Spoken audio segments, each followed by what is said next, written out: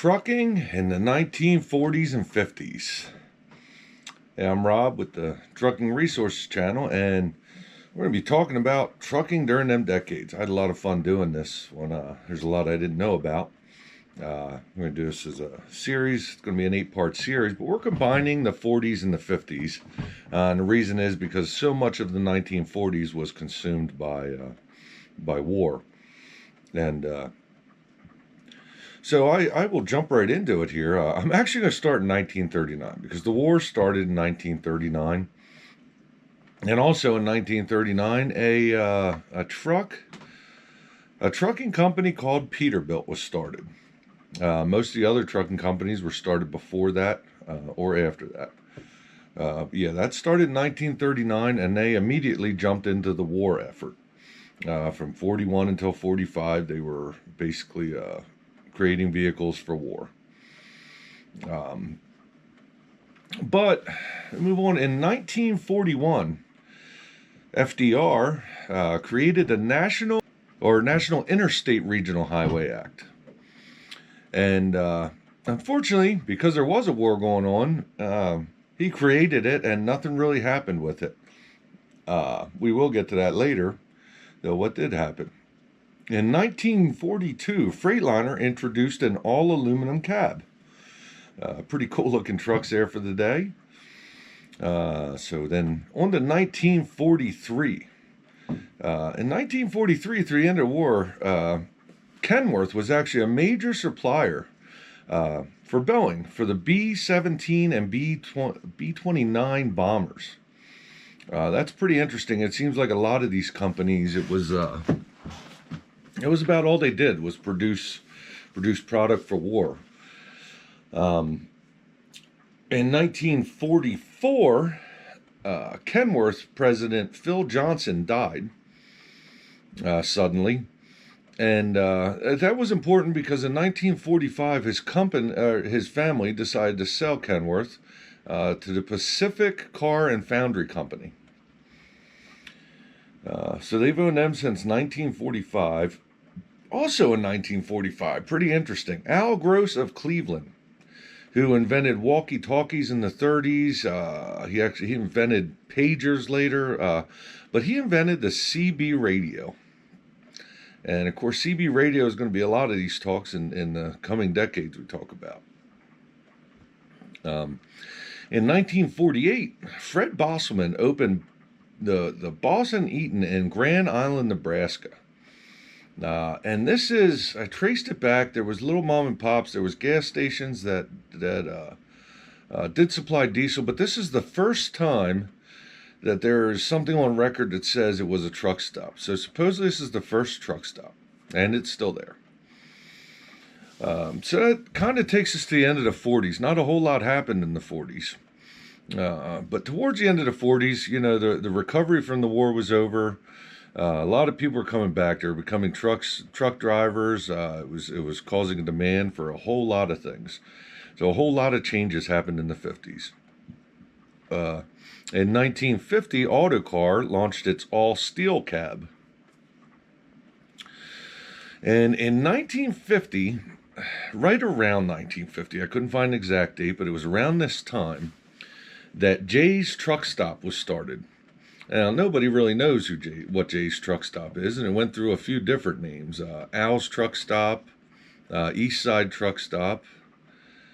I forget what the last one was, but it eventually became the Albert Lea Truck Stop that is still there today in Albert Lea, Minnesota. And so in 1951, White and Freightliner joined forces to start what was known for years as White Freightliner.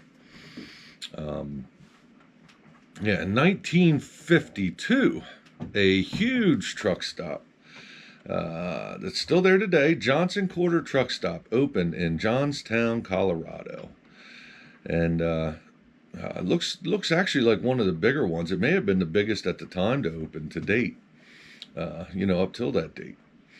And in 1953, and I don't know if this is the first factory sleeper or not, but I can't find any before this. But in 1953, Freightliner introduced the overhead sleeper. Unfortunately, I couldn't find any inside pictures of this. It looks horrible, but yeah, here's a picture of the actual overhead sleeper truck. 1953, Peterbilt debuted its red oval logo, which has become kind of an icon in the industry. In 1954, Peterbilt introduced its 351 model truck. And I was surprised to hear this, but this is the longest running production truck in Peterbilt history. I should have looked to see when they ran it to, but yeah, so now we're back to government getting involved. Government's starting to, I guess, recover.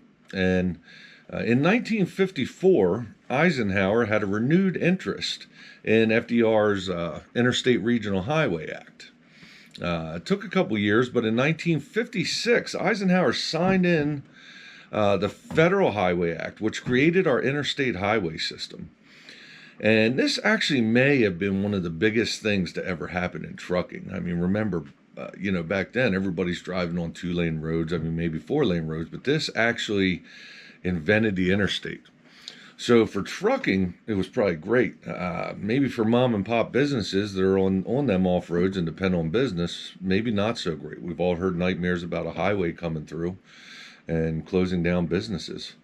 But as far as I'm concerned, over the years, this is one of the biggest things that ever happened to the trucking industry. Anyway, so here's another pretty cool thing that happened in 1956. Kenworth introduced the 900 series and the K series, the 900 series conventionals and the K series cabovers, which are two of the coolest trucks ever. In my opinion, ran through so many years, and yeah, I can't wait to talk about them in decades to come.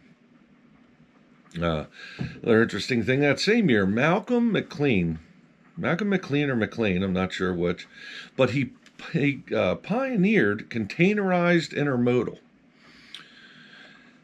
I never really thought about that as one person having pioneered it, and I'm sure it was a group of people, but up until then, it was unloading off the boats, the trains, everything, and loading onto trailers.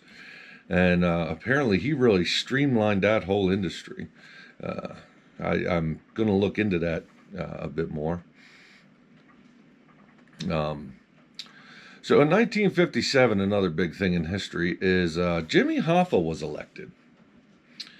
And I'm sure a lot of people know the Jimmy Hoffa story. But in reading this, I didn't realize how loved he was at the time. And it's pretty interesting learning a bit about the Teamsters. I never looked, too much into it from back at that time. But in 1958, Pacific Car and Foundry purchased Peterbilt. And so that meant that at that point, it was 1958 when Kenworth and Peterbilt became sister companies. I know I always thought that Peterbilt was the first and they bought Kenworth later. So this was pretty interesting to learn. In 1959, the Lehigh Truck Stop opened in Lexington, Virginia. This is a truck stop I've been to many times. And, 1959 is still operating today. Of course, now it's a big chain, just like all of them are. But yeah, that about rounds up things I know about the 1950s. But here's something we're going to see soon. In the late 1950s, so this was after the interstate highway system was introduced. In the late 1950s, the American Association of State Highway and Transportation sent officials out to start testing bridges. And apparently this was a pretty in-depth test. And it was actually, they're trying to figure out weight hurting, how it hurt pavement, how it hurt bridges. And